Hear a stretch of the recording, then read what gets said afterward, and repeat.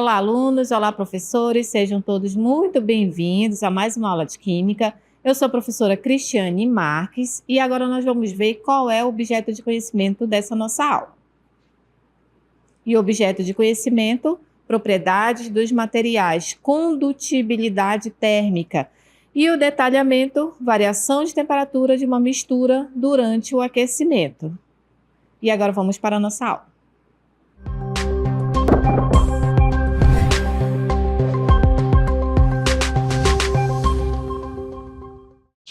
Bom, estou aqui nesse ambiente que é muito conhecido por todos, que é a nossa cozinha, né? Cozinha de casa, que nada melhor do que trazer como analogia para a química esse grande laboratório que a gente tem em casa, que é a nossa cozinha.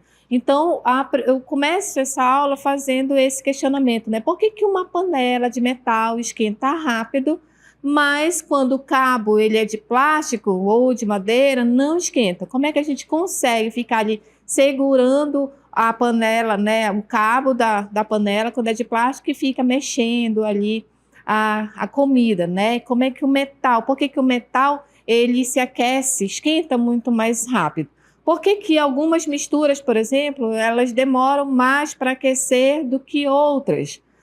Se, por exemplo, você está preparando ali arroz, né? Se você está preparando um macarrão, por que eles têm tempo de cozimento diferentes? Ali por causa dos materiais, né? As propriedades térmicas, elas referem-se ali à resposta de material quanto à aplicação de calor que está sendo feito aquele material. Então, a partir aí desse conhecimento, é possível fazer as alterações apropriadas às características térmicas ou às características mecânicas ali para quê? Para conseguir tornar um determinado material mais resistente para a sua aplicação, fazendo testes e mais testes, né? Por exemplo, além da cozinha, uma maneira da gente ver aí a propriedade desses materiais é na própria construção civil. Por exemplo, o uso de tijolos furados, ali vocês já devem ter observado, né, que tijolo tem aqueles furinhos. Por quê? Porque o ar ele é um excelente isolante térmico e isso é para quê? Para manter a temperatura interna da casa. Uma outra maneira da gente ver ali essas propriedades de materiais é no nosso próprio vestuário. Se você está com frio, muito frio, se o ambiente é muito frio, por exemplo, localidades muito frias, uma temperatura de 5, 10 graus Celsius, você vai se cobrir com cobertores, vai se vestir de maneira que você consiga ali se proteger do frio, por exemplo, roupas de lã. Porque as roupas de lã, elas não geram calor, elas apenas possuem ali uma baixa condutibilidade térmica, né? Ali para conduzir o calor e vai impedir com que o calor do seu corpo escape para o ambiente e, consequentemente, você ficar com frio, né? Então, isso que são as propriedades térmicas, a condutibilidade térmica. A gente observa, dependendo ali do material, por exemplo, aqui nessa nossa panela, se você tocar aqui nessa panela, aqui nesse cabo, que é do mesmo material aqui da panela, você vai acabar se queimando. Por quê? Porque você vai perceber que você vai sentir ali que está passando o calor para esse cabo. É legal, é bonitinha, mas a gente sente mais segurança com aquela panela de cabo de plástico, né? O cabo de madeira, que aí você percebe que a condutibilidade térmica aí é diferente de material, do metal para o cabo de madeira, para o cabo de plástico. Então, vamos ver aqui o conceito da condutibilidade térmica. O que é? A condutibilidade térmica é a capacidade de um material de conduzir calor. Nem todos os materiais transportam, né, assim, entre aspas, porque que não ocorre ali esse transporte real mesmo de energia, né? Nem todos os materiais transportam a energia térmica da mesma forma. Tem alguns que são excelentes condutores de calor, e outros que já não são excelentes condutores de calor, que são chamados de isolantes. Por exemplo, excelentes condutores de calor. Os metais, por exemplo, cobre, alumínio, ferro, eles são excelentes condutores de calor. É por isso que nós temos aqui, por exemplo, em casa, panelas de alumínio, né? Tem gente que gosta de cozinhar ali em panela de barro, panela de ferro, então depende assim muito do material, porque eles são, por exemplo, o alumínio e o ferro são bons condutores de calor. Em compensação, tem materiais que são chamados de isolantes térmicos. Por exemplo, a madeira, o isopor, o vidro, o ar são excelentes isolantes térmicos. A condutibilidade térmica, ou também é chamada de condutividade térmica, ela é, na verdade, uma característica específica de cada material. E vai depender fortemente ali da pureza, da temperatura em que ele se encontra, em que esse material se encontra, especialmente, por exemplo, em baixas temperaturas. Em geral, na verdade, a condução de energia térmica nos materiais aumenta à medida que a temperatura aumenta. E aí eu trago aqui para vocês as mudanças de estado físico da matéria, para a gente compreender, relembrar, porque a mudança de estado físico da matéria a gente estuda desde as ciências, né? Desde o ensino fundamental. Então, eu trago aqui para vocês verem novamente essas mudanças de estado físico da matéria, porque isso daqui é muito importante para a gente compreender ali a condução de calor. Por exemplo, a passagem do estado sólido. Se uma substância está no estado sólido e vai passar para o estado líquido, o nome dessa mudança de estado físico é fusão. É necessário absorver calor para ocorrer essa mudança de estado físico, do sólido para o líquido. É a fusão. Por exemplo, a água no estado sólido é o gelo, o famoso gelo, né? Todo mundo conhece. Ela está a uma temperatura a menos de 0 graus Celsius. Aí você deixa em cima da mesa o gelo, deixa num pires, por exemplo. Depois de um tempo você vai observar que não está mais no estado sólido, já começou o processo de fusão. A gente costuma falar, começou a derreter, né? Então o gelo está derretendo. O que é, na verdade, o gelo está derretendo? Está ocorrendo a mudança de estado físico chamada fusão. Foi necessário ali o gelo absorver calor para ocorrer essa mudança de estado físico. Passou do sólido para o estado líquido. E aí, se de repente você tem a água no estado líquido e começa a aquecer, coloca numa panela e começa a aquecer. Depois de um tempo, a gente observa a formação de bolhas, né? Quando ocorre essa formação de bolhas, quer dizer que está ocorrendo uma mudança de estado físico da matéria. Está passando do estado líquido para o estado gasoso, está ocorrendo ali o processo de mudança. Então, esse intervalo de tempo ali entre o líquido e o gasoso é que a gente vai começar a analisar. É essa mudança de estado físico que é chamada de vaporização. E a vaporização, ela pode ocorrer de maneira mais lenta, ou de maneira mais rápida, ou de maneira instantânea, e isso vai mudando o nome. Por exemplo, se você coloca uma roupa para estender, uma roupa molhada, estendeu no varal, depois de um tempo, um processo mais lento, vai ocorrer a mudança de estado físico chamada de evaporação. A água evaporou.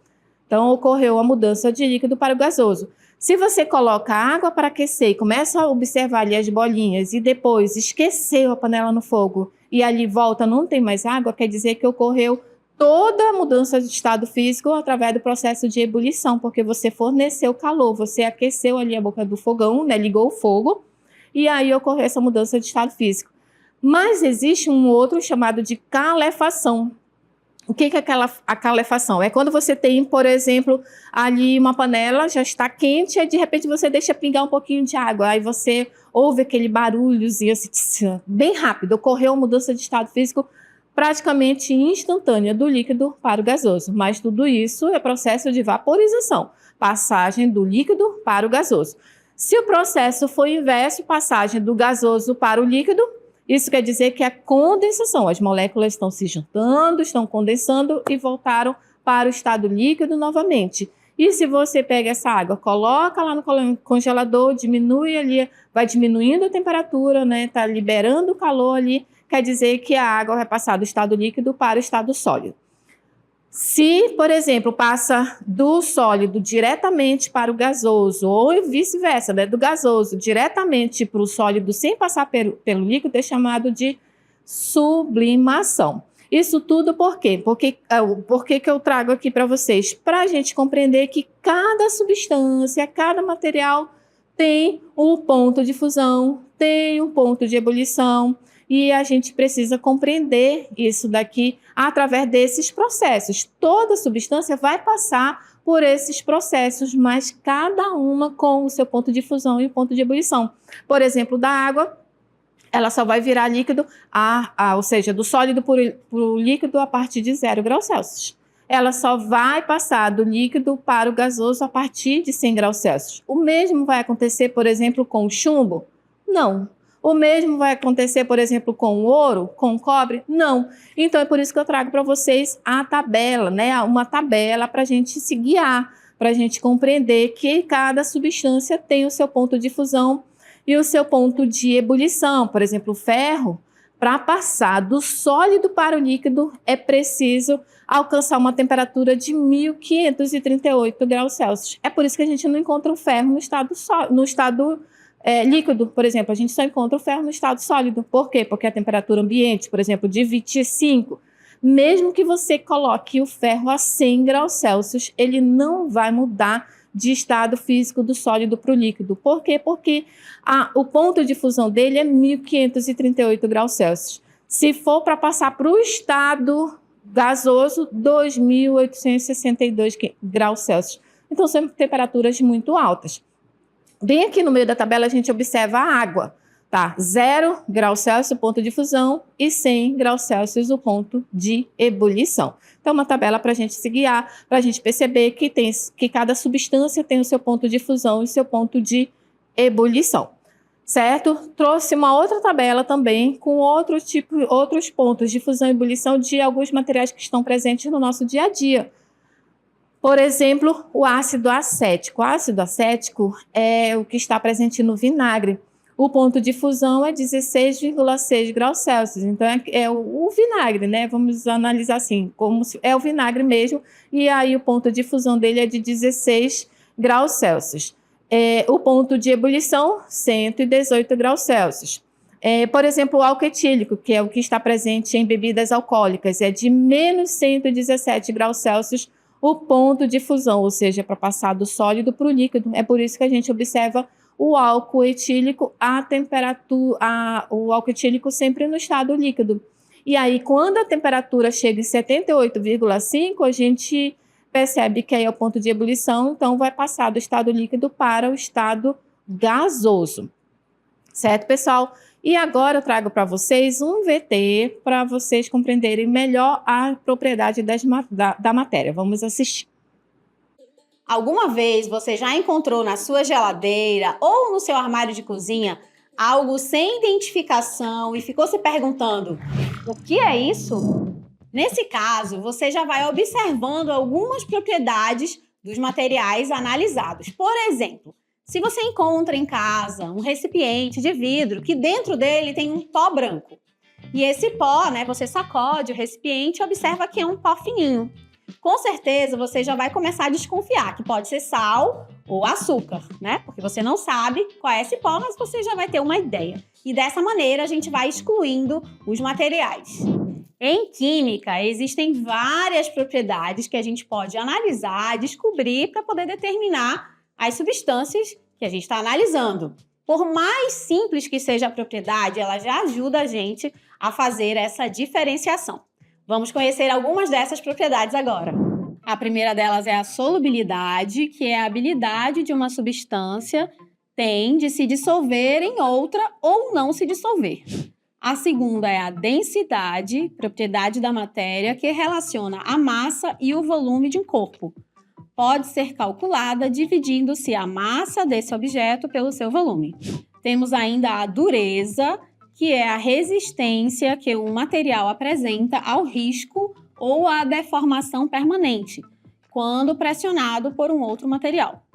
Temos ainda o ponto de fusão, que é a temperatura na qual ocorre a fusão de uma substância sólida em líquida, e também o ponto de ebulição, que é a temperatura em que uma substância atinge e muda do estado líquido para o estado gasoso.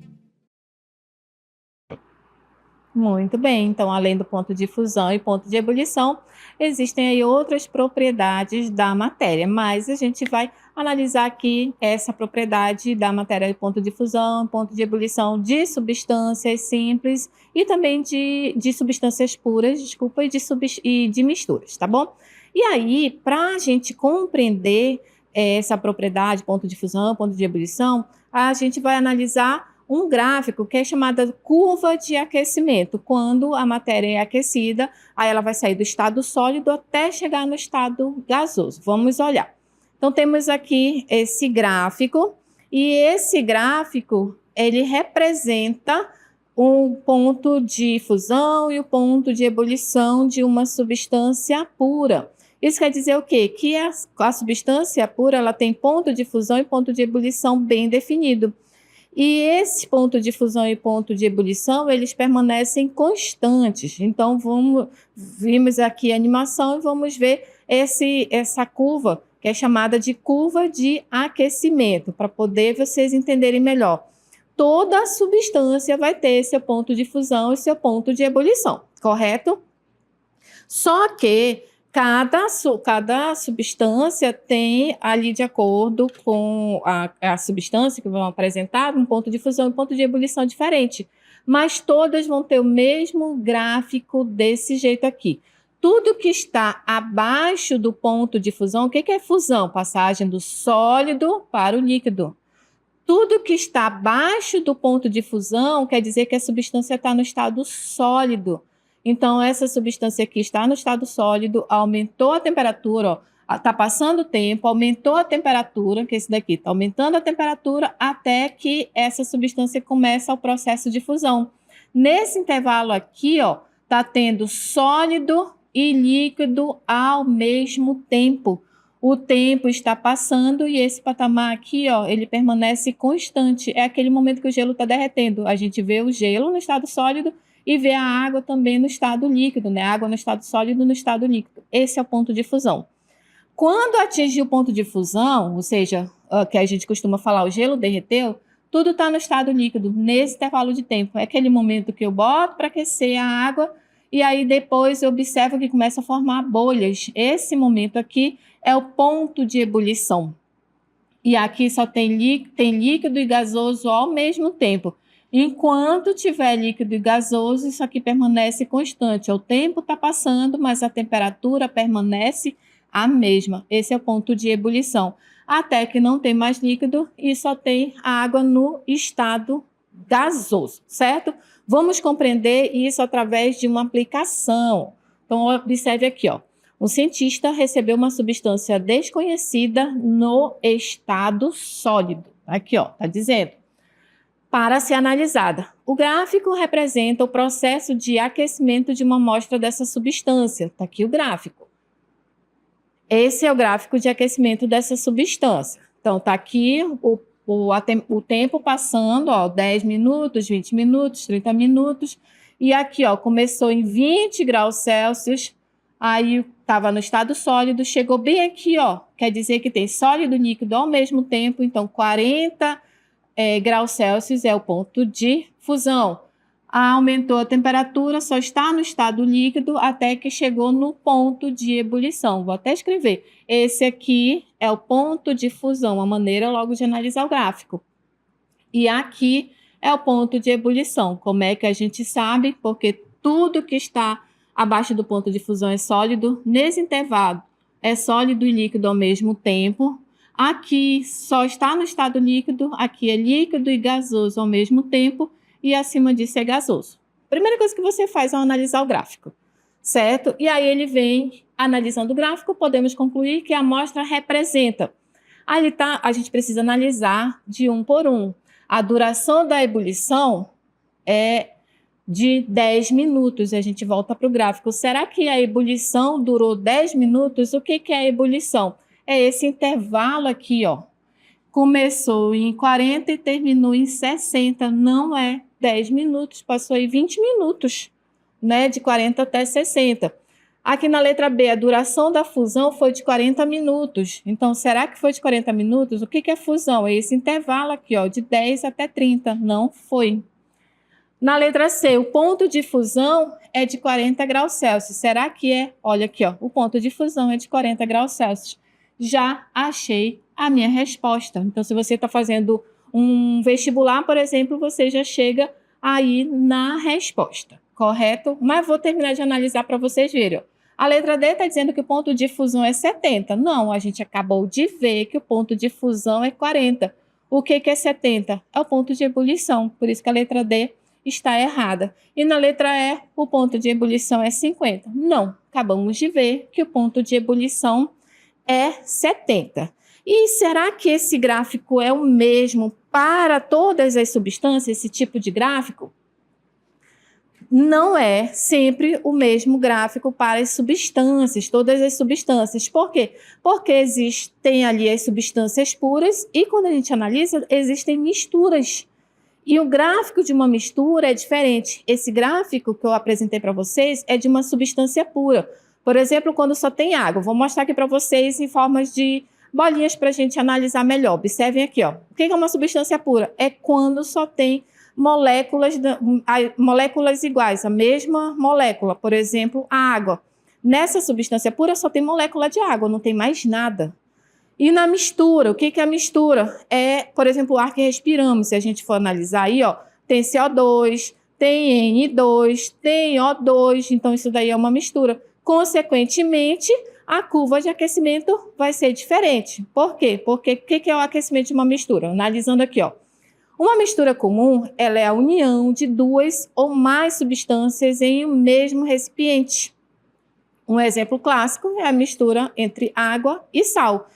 Observem, o gráfico está completamente diferente. Por quê? Porque se tem água e sal, cada um vai ter o seu ponto de fusão e o seu ponto de ebulição. Mas existem misturas que confundem a gente, que são misturas que parecem ser substâncias puras, mas não são substâncias puras. Elas têm nomes específicos e a primeira delas é a mistura eutética. O que são misturas eutéticas? São aquelas que se comportam como uma substância pura durante o processo de fusão. Ou seja, está ali, passando do estado sólido para o líquido, permanece constante, por isso que no gráfico está ali, ó, marcadinho de vermelho. Quer dizer que, nesse intervalo de tempo, parece uma substância pura, tá? Do sólido para o líquido, atingiu ali um ponto de fusão. Beleza? Quando mudou para o estado líquido, o que aconteceu? Mudou ali para o estado líquido e aí quando vai passar do líquido para o vapor, já não está mais certinho, né? Não está um patamar fixo.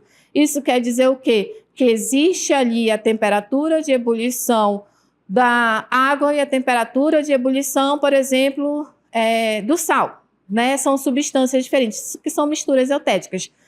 Que parece que o ponto de fusão permanece constante, parece uma substância pura, mas o ponto de ebulição está variando, então o gráfico é diferente.